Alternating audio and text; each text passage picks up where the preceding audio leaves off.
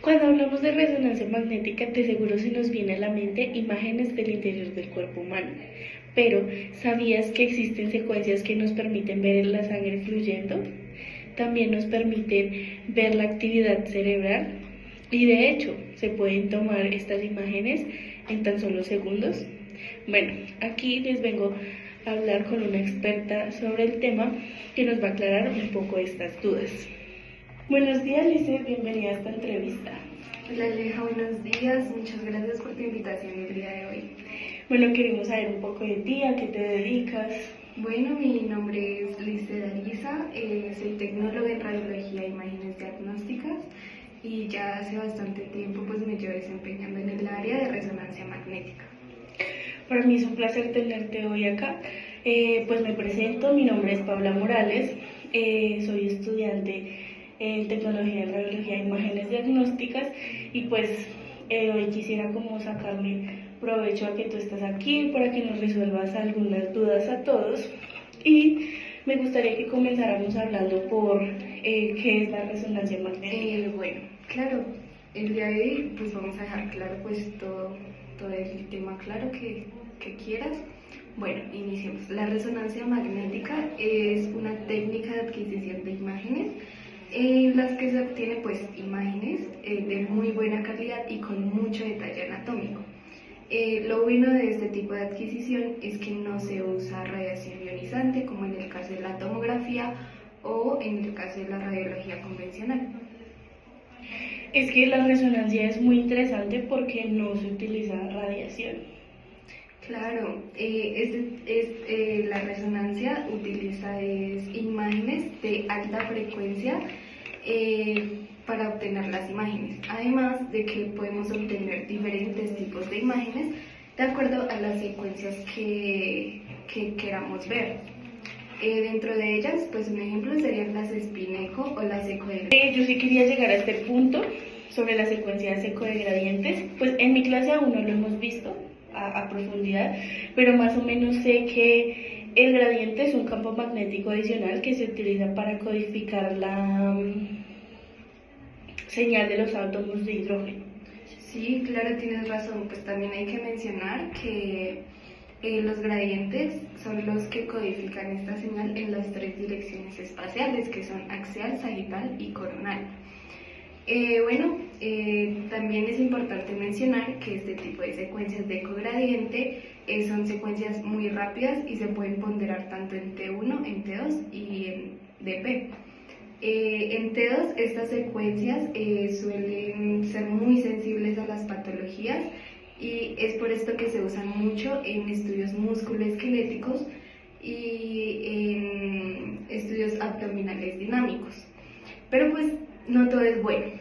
Digamos que en el momento de adquirir las imágenes con estas secuencias, el equipo es muy susceptible a artefactos metálicos y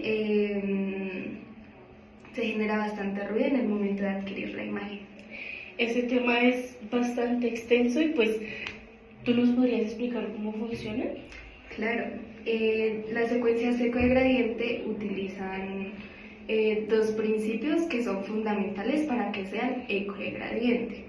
Primero tenemos que utilizan un pulso inicial con una angulación de 10 grados a 80 grados, que esto es conocido como el flip angle. O sea que tiene que ser menor que las Spin-Echo, que su ángulo normal es de 90 grados.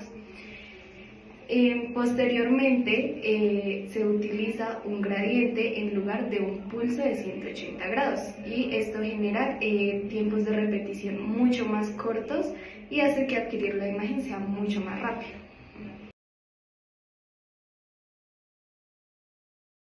Ok, siento que me alcanzo a recordar un poco de esto. Digamos que creo que me acuerdo que las secuencias coherentes e incoherentes se dividen por su manejo y la señal residual. Entonces las secuencias incoherentes son las que eliminan el líquido, por eso justo se ponderan en T1, y las coherentes hacen totalmente lo contrario, entonces por eso se ponderan en T2. O sea, estas como que almacena la señal residual del líquido. Ok, sí, conoces bastante el tema ya.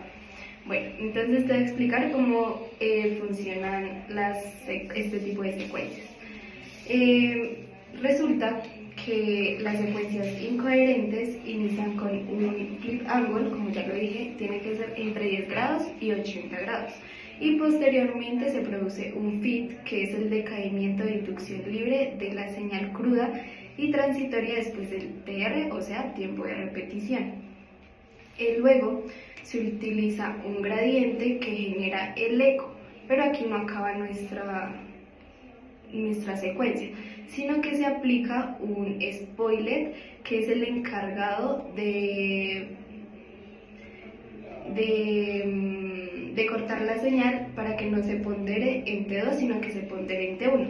Este spoiler puede ser tanto un pulso de radiofrecuencia como un gradiente, y esto va dependiendo de la casa comercial. Acá vamos a dejar las imágenes de cómo funciona la física de esta secuencia y los parámetros como el TR, el TE y el flip angle.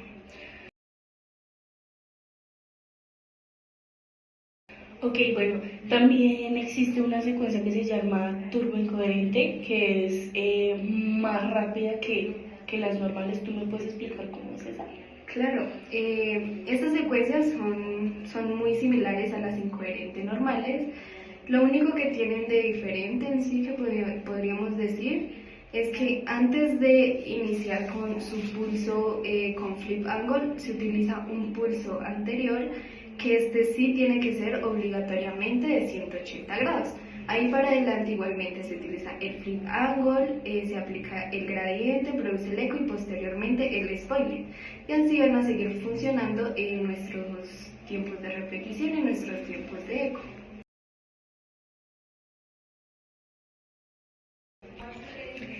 Bueno, todo este tema para mí me parece súper interesante en lo personal.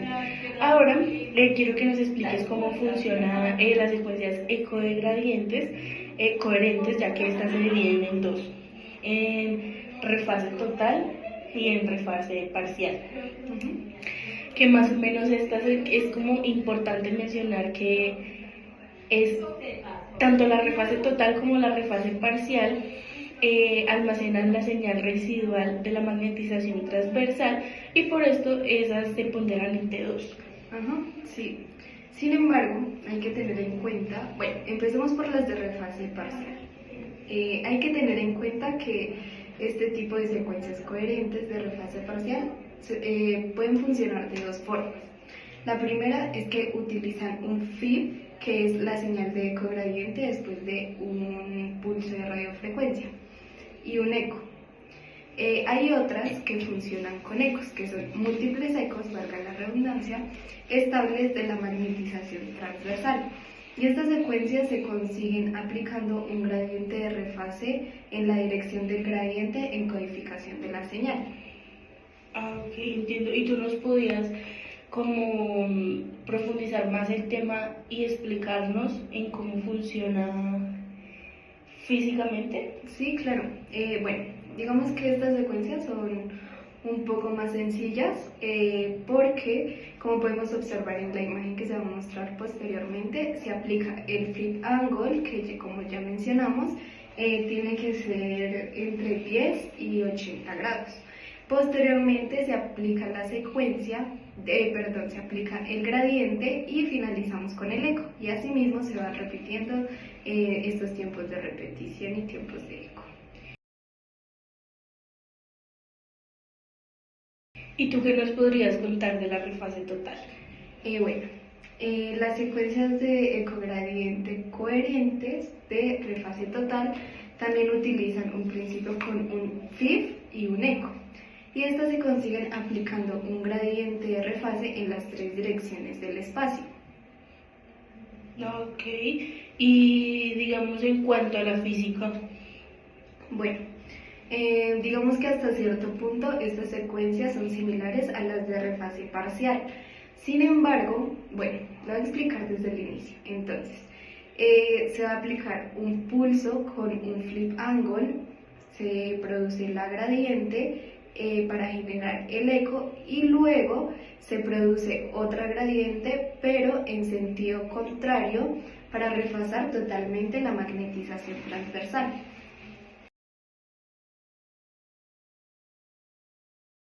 Ok, bueno, eso yo creo que a más de uno nos quedó claro este tema. Cada una de estas secuencias recibe un nombre, pero pues esta varía según la casa comercial del equipo.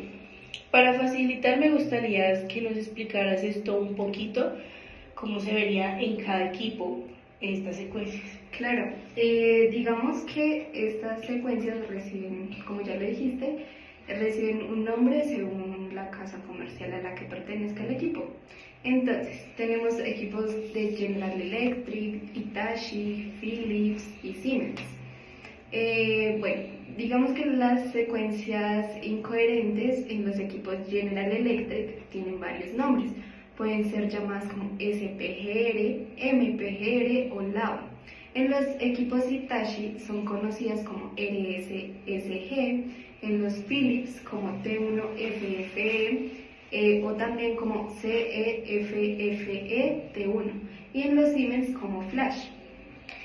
Bueno, yo les voy a dejar por acá una imagen para que más o menos observen cómo se vería la imagen. Bueno, seguimos con las secuencias incoherente turbo, que pues estas sí tienen muchos más nombres en los equipos de General Electric. Por ejemplo, estas pueden ser llamadas como FAS SPGR, FAS GR, Vibran, Fame o Lava. En los equipos Hitachi pueden ser conocidas como SARCH o SARGE, en los Philips como T1TFE, también como T2TFE o como THRIVE.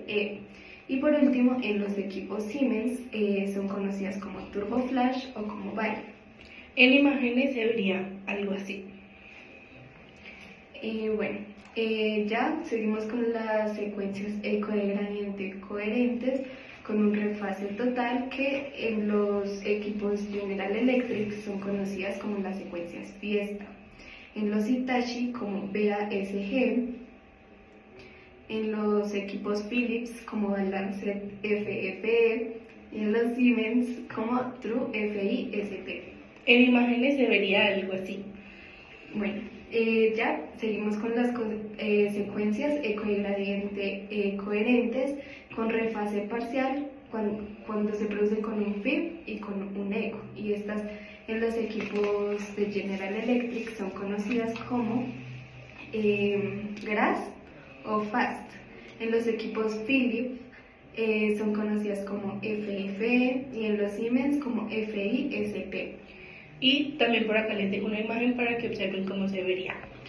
Tenemos las secuencias eco de gradiente coherentes con refase parcial con su principio de ecos, que en los equipos de General Electric son nombradas como SSFP, en los equipos Philips como T2FFE o CEFFE, y en los equipos Siemens como PSIF o como DLS. O también como es. Y también les voy a dejar por acá una imagen de cómo se observaría. Bueno, para mí fue impresionante esta información, también la oportunidad de haber compartido contigo. Y pues te agradezco mucho por haber asistido hoy y habernos aclarado tantas dudas. No, muchas gracias a ti por tu invitación el día de hoy. Espero que de verdad hayas podido aprender mucho y que tus dudas hayan quedado claras. Gracias, claro que sí. Hasta luego, espero saquen provecho de esta información.